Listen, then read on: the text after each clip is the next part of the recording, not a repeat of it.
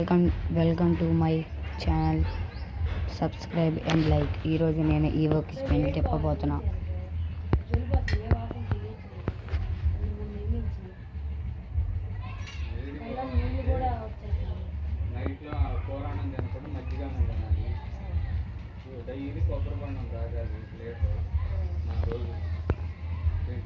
కారం వస్తువులు తినకూడదు ఎక్కువ.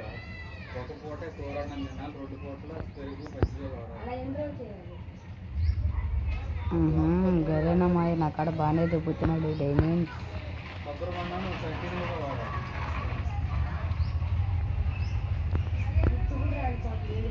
మరి అదే తింటున్నాగా, పురుగులు బజ్జీలు తినకూడదు. పండిట్రా వస్తున్నా.